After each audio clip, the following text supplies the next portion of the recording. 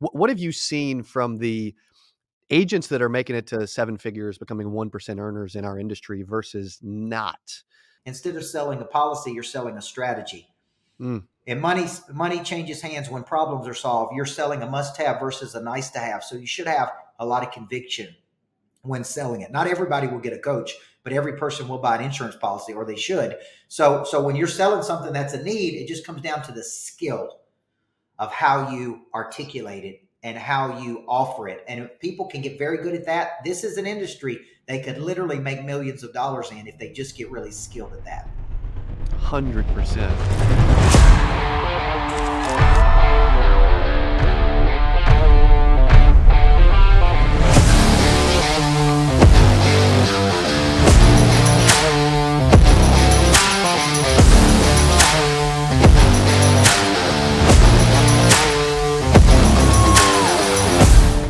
What is up? Welcome back to the CA Power Player Podcast. I'm your host, Cody Askins. Man, today is about to be an insane freaking episode. A couple absolute heavy hitters, dudes I've known for years, cats that I love, and guys that will be speaking at our 8% Nation conference literally in about 3 weeks, which is insane. You can go to 8%nation.com to grab your ticket. We're right in the middle of our summer sale, where if you get an extra ticket, you start to get some percentages off your tickets. So let me introduce both of our guests today. I'm going to jump with the gentleman that jumped on first, so we'll do it in order. I call him world's #1 business coach. I've known him for years. He's building Greatness Factory. He spoke at 8% several times, and he's coming back due to popular demand. So please welcome Coach Micheal Burt. How you doing, sir? Excellent, man. Thanks for having me. I'm excited. This is my fifth go around at 8%. So I feel like, man, I've really loved it. Always loved the people and love you and Lauren. So we're honored to be there. We love you guys, buddy. Appreciate you being a part of it. And then also joining us at 8% in Springfield, Missouri, July 17th through the 20th. You can go to 8%nation.com to see both of these amazing global speakers that speak all the freaking time. I call him like a top-ranked mental coach. He's going to be he's going to get in your mind and be your business therapist for close to an hour at the conference, which will be freaking incredible. I've been following this dude. Also does an amazing job traveling and speaking. Please welcome Mr. Rocky Garza. I appreciate you, sir. Thank you so much for having me. Dude, appreciate you, buddy. Here's one of the questions I wanted to jump out with, okay? Just to give someone like a 60-second clip. If you're like, okay, why do I want to hear these individuals speak? Who are they? Even though you're both very well known, they should know, but hey, you know what? There's a chance they don't. Rocky, I'm gonna throw this one to you first, buddy. Why should they come hear you, and what's some stuff about you that maybe they're not aware of? Yeah. So you may not be aware, I've been married for 15 years. I got 2 kids, an 8-year-old and a 5-year-old, and they're awesome. If there's anything you learn about owning a business, it's through marriage and being a father. Those 2 things will teach you almost everything you need to know if you're willing to show up and pay attention. Kids are an incredible mirror. So you want to know what's going wrong in your business? Ask your 8-year-old just about how you show up as a human. You'll get some good clarity about the way your customers see you. So I think those are 2 things. I'm pumped for 8% because really what we're going to do is there's an incredible lineup of folks. I've Coach Burt, met him. I don't even know how. I think I met him maybe the same time I met you, which was like back in 2018, which is wild that it's been 6 or 7 years. I think one thing for myself is we're going to dive in and we're really going to look at not necessarily solving your business problem, because you got high quality folks to help you do that. If you got a business problem, ask Coach Burt. I don't know a person in the game who can solve it better than he can. What we're going to do is spend our time together, and we're going to look at really more, instead of solving problems, we're going to look at redefining purpose.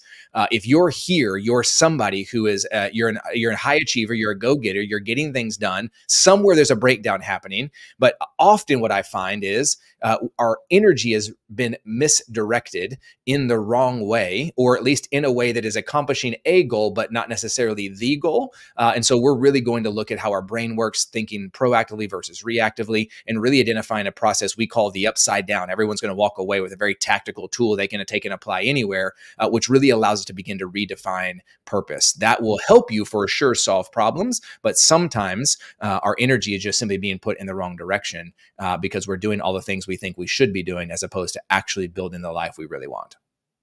I love it, buddy. Appreciate that, man. Excited to continue to hear that 8%. Coach, what are you thinking, man? What do you got? Well, I think I look at problems that people have, And, you know, obviously when I wrote the book, Flip the Switch, it was really 33 years of me being a coach, trying to figure out how to activate a deep drive inside of a person to want a better life. And I think nothing happens until that drive is activated. Now, once the drive is activated, then I think it comes down to how do you package your unique skill set? How do you market that skill set? And ultimately, how you monetize that skill set? Because we can all agree that insurance is a commoditized industry. You really have a unique skill set that you're packaging and marketing to the world. And I find that most people don't think about it in easy formulas like that. So there's a lot of confusion. There's a lot of ceilings of complexity that people reach that can't break through. And what I try to do is during my presentation, activate that drive to want to play at a higher level, number one. And then I show them actually how to package their unique skills in a way that can be monetized at a much higher frequency. Amen. I love it. You guys can tell, man, these dudes speak all the time. Absolutely incredible. They're going to be dominating the stage here in a few weeks. Here's one thing I was thinking about too, is you guys have both worked with a ton of insurance agents over the years in your careers. What have you seen from the agents that are making it to seven figures, becoming 1% earners in our industry versus not? Coach, I'll throw it back to you for this one to start. One of my first assignments by default was coaching some of the biggest whole life insurance people in the world. I was out speaking one day and this dude said, "Do you have an office?" And I said, "Nope, I was just a basketball coach last week and now I'm out coaching." He said, "Well, if you'll bring your energy to my office, I'll give you an entire wing at my office." And so this is how I had an office. I had like 5 offices. And I'm like, what does this dude do? And he was actually one of the top whole life insurance producers in the world. And so I got into this bucket of coaching these people. These were all people who were making, you know, $1 million to $4 million a year selling insurance. And they started saying to me, "I want to become a person of interest." That was when I wrote the book, Person of Interest. They started saying, "Hey, I want to, instead of selling insurance, I need to sell a strategy." Right. And so I started helping them coming up with names and monetization strategies and new ways to generate leads that they hadn't thought of before, and using speaking to pull people toward them, and one-to-many strategies. And so that's really how I got into the insurance business, to be honest with you, is by default. And then obviously meeting you in 2018 at 10X, and then started doing the 8% Nation conferences and events with you. And that led to virtually every type of insurance person you can imagine, from call centers to final expense to P&C, to everything you can imagine, we've coached. So I think it comes back to understanding this concept. Instead of selling a policy, you're selling a strategy. And money changes hands when problems are solved. You're selling a must-have versus a nice-to-have. So you should have a lot of conviction when selling it. Not everybody will get a coach, but every person will buy an insurance policy, or they should.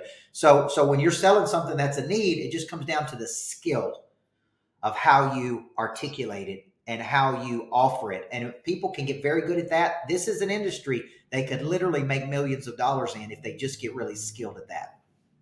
100%. Yes. And if you're like, "Dude, I love that answer, I want to hear more of that," then stop and go to apristation.com, grab your seat, and come hang with us in Springfield in just a few days, really. Rocky, what have you seen from top agents around the country over the years?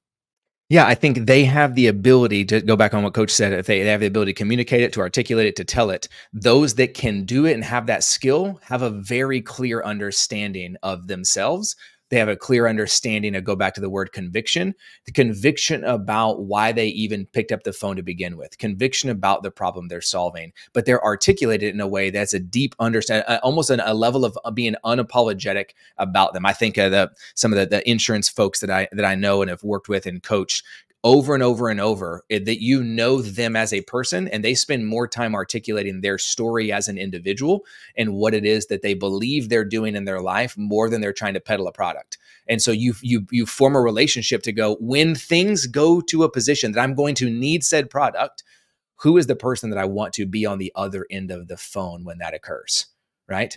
And so I think our ability to see ourselves, to know ourselves, to have an unapologetic level about the nature of who we are is what creates the opportunity then to go forward to say, do you know how to communicate it, articulate it, communicate all those things? Not if you don't know you. You're going to revert back to what's in your booklet. And what your booklet says is, here's the 5 products that you could sell at this price point. And I can get that on YouTube. Like I think the people that I know are the most successful are the people that in a face-to-face conversation are sharing and communicating a level of value that I can't get for free on the internet. 100%. Yes. It also makes me think too, when you talk about just communicating value like that. One of my next questions for y'all is if you think back, what event, moment in time opened up your eyes the most? Like for me, I'll start. I remember like I was in the early stages. Like we weren't even doing what we were doing tens of thousands a month, but nowhere near where we are today in the end of 2017, beginning of 2018. Then committed to go to this conference, 10x, spent $15,000 in tickets, which isn't even an option for 8%. Because you can, I don't know what I'd do with your 15 grand to be honest, but like, and but I remember that like it was yesterday because I had never spent that type of money in one single transaction. Like I was terrified. I'm sure over the years you guys have made some huge moves where you're like, oh my gosh, dude, I don't know if I can make this move. And there's gonna be a lot of our listeners who are like, they're gonna need to make a move at some point. And I always had a lot of confidence, so I made the move, even though I was terrified to do it. And opened up my eyes in a whole new way. Met Coach Burt, saw you speak. I thought he was like a Baptist pastor, and I came off stage and we hung out and chatted after. And then we committed to creating 8%, the brand, and starting our own conference for the industry. That was an event that opened my eyes that has led to so many other events, people, personalities, relationships, business opportunities, etc. What was that opportunity for y'all? I'll start with you, Coach. When I was 18 years old, I went to coaching clinics, and I was around the top coaches in the world. And exposure is an activator of prey drive, right? If you want a better life, you first need to know that a better life is even available to you. You have to be interested in having a better life, right? And even some definitions of complacency actually say an unawareness of your own potential, which actually creates a danger to your future, because when opportunity comes, you're not ready for it. See, you placed yourself in a room at 10X. And so for me, it was from there into getting into Covey's material. I remember borrowing $2,500 from my own mother at 25 years old to be certified in the 7 Habits of Highly Effective People, because I didn't have the money. And sometimes you live out of your sacrifice before you live out of your surplus. And a lot of people are waiting on courage to go do something, but I always say the courage is not coming. What comes first is a commitment. I'm going to commit to get in a room. Then I'm going to get the courage when I get around other people. Then I'm going to learn a new skill. The new skill is going to give me a new capability. The new capability is actually going to build confidence. And there's no way you can go to 8% and not learn a new capability, even if it's through observation. Just observe how top players do it. Just be in a room with them. Just like be around them. Like before I won a championship ring, I'd go watch how championship coaches talk.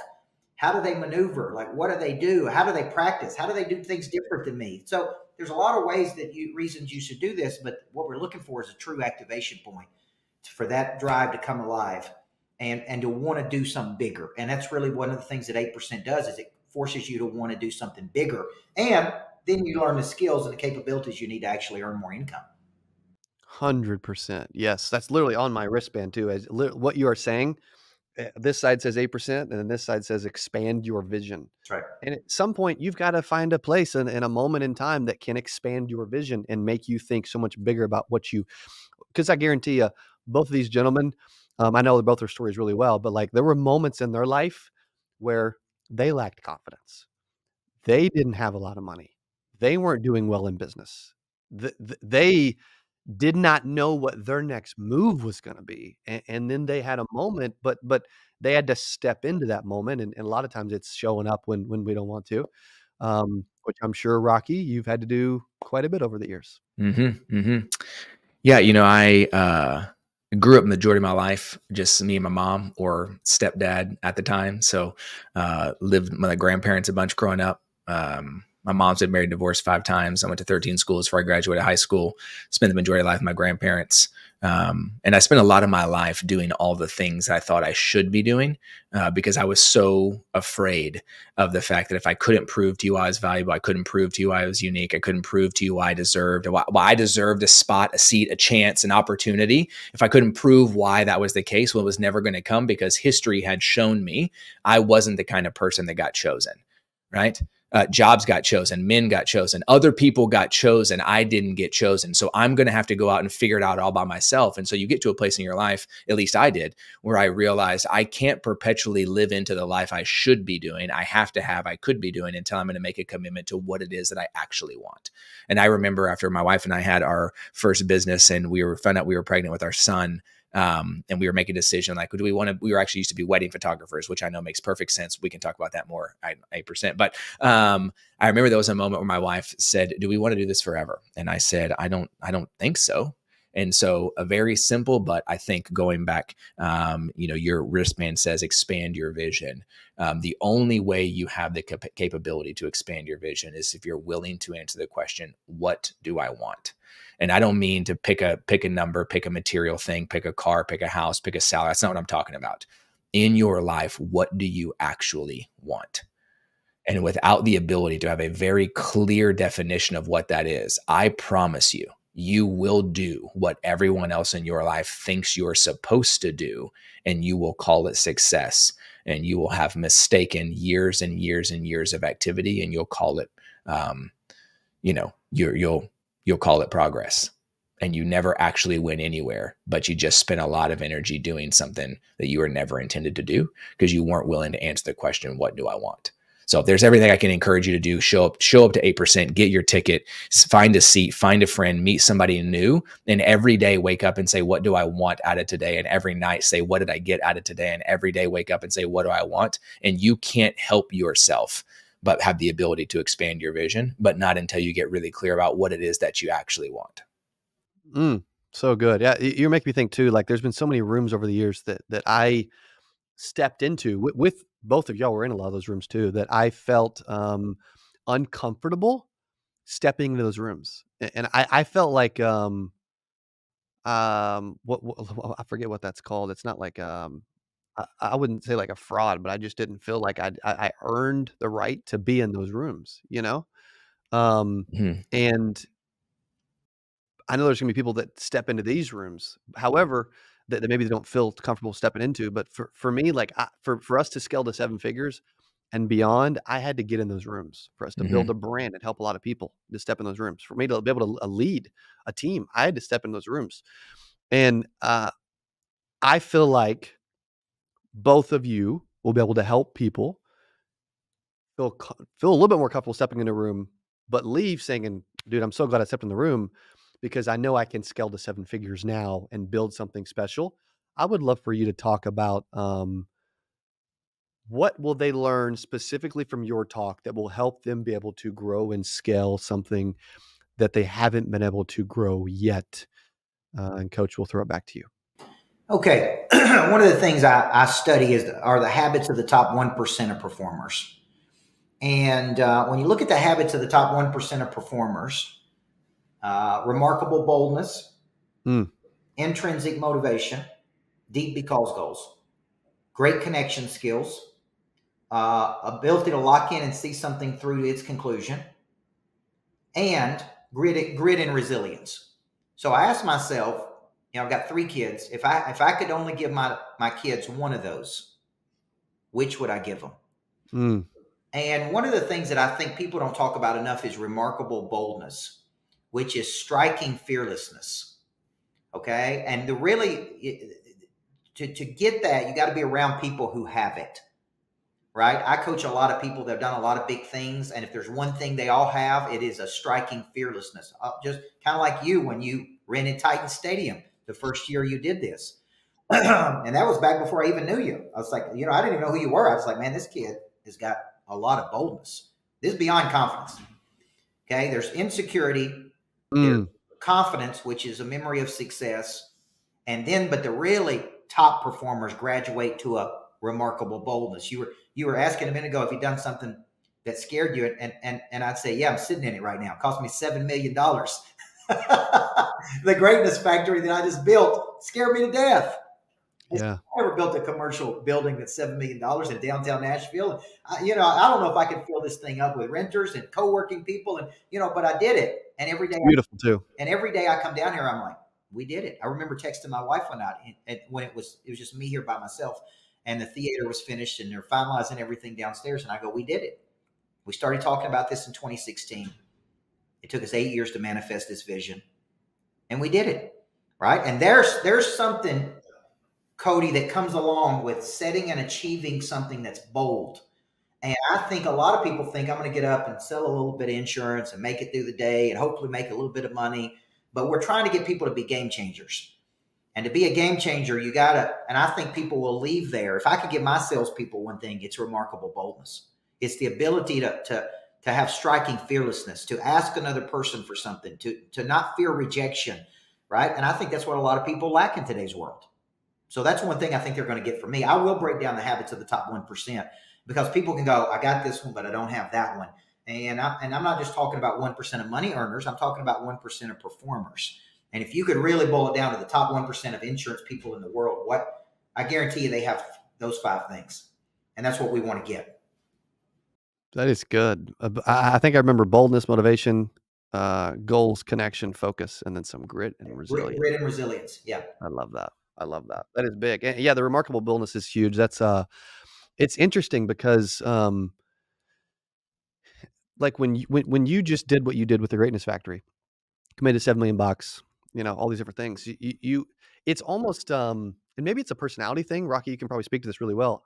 I feel like if I'm not stepping out in some way and doing something that scares me, I just feel behind. I feel lazy. I feel you know what I'm saying? You know what I'm saying? Like, what's your thoughts on all that, Rocky? Yeah. I mean, I think what the words we would use is you have unlocked what we call the upside down. So the average individual lives a very reactive life. We go, what do I think about most? It tends to be directly related to what I fear losing, not what I fear the inability to gain, but what I fear losing. What I fear losing prevents me from having any sort of hope about what I want. And therefore, now we're on the fourth one. We're now 4 steps behind, and we go, and then I'll maybe accomplish my dreams. So we wake up every day on defense. We wake up on our heels. We say, I'm going to do everything I can to keep the bad away. No mind for how I bring the good in. And then when we get to the end of the day, 6:37, and we kind of, those hopes and dreams trickle in, we're tired, we're exhausted, we've been protecting ourselves all day long, and we go, I'm going to go to bed and I'll try it again tomorrow. We wake up, it's a decade later, and we've done the exact same thing, expecting a different result with very, very little progress, because we've lived in what we call the upside down. We're unwilling to pause. And so I love all the 5 points, Coach, you mentioned. Most of the time, though, there is a reason you're lacking those habits. There's a reason even if Coach gives them to you and he breaks them down for you, some of you are going to feel stuck because you go, it makes perfect sense. Remarkable boldness. Let's go. And then you're going to say, what do I do next? And you're going to say, I have no idea, and then have 57 reasons as to why you won't be able to do it. And so we're going to teach you the upside down that allows you to go, how do you flip the switch from going from reactive to proactive?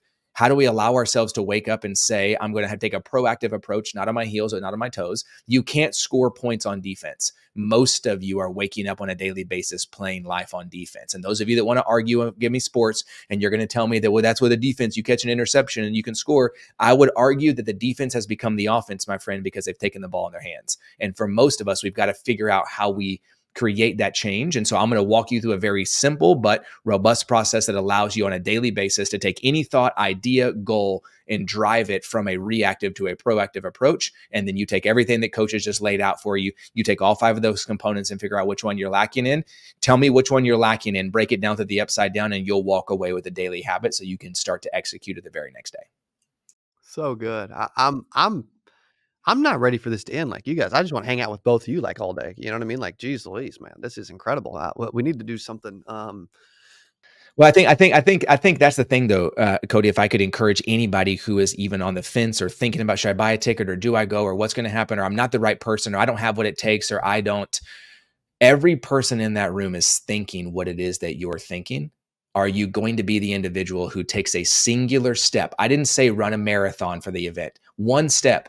Take one step and find one person and say, I just want to introduce myself. Hey, you're going to see Coach Burt. You're going to see him walking around. Hey, Coach, I got a question for you. I know Coach Burt. He's going to answer your question. You catch him out in the conference, wherever he is, ask him something. You got a thought about where you're at or what you think or what it's like. Stop me. I can tell you this.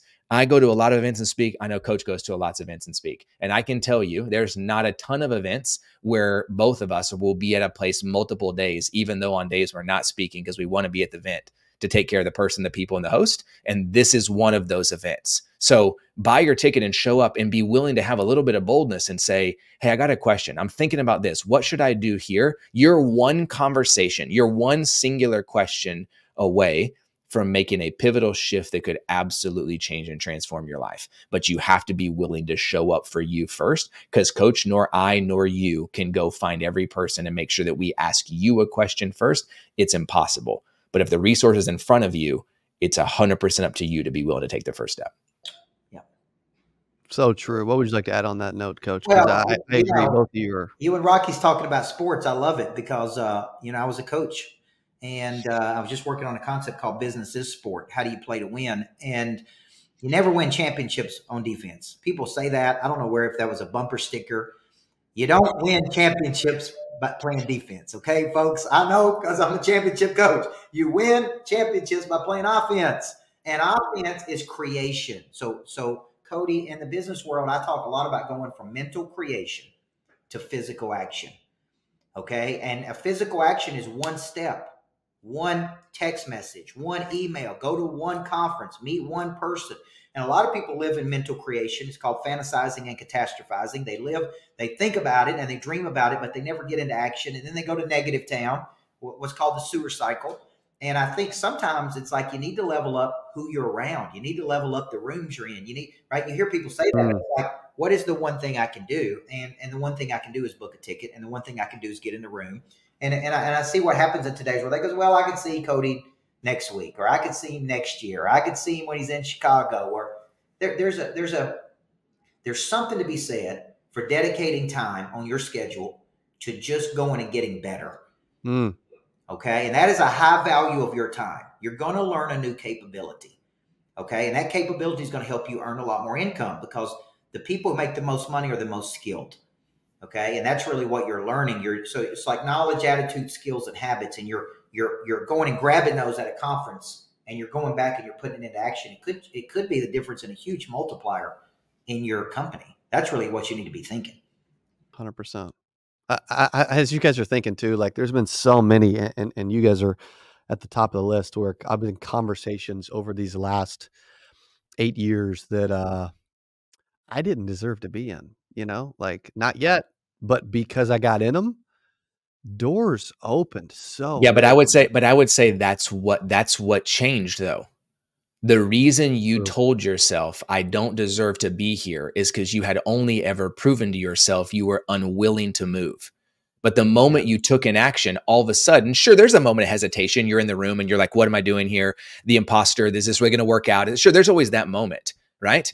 But just right after that, like I always, and I'm a vulnerability guy, I'm a mental guy. So first foster deep vulnerability.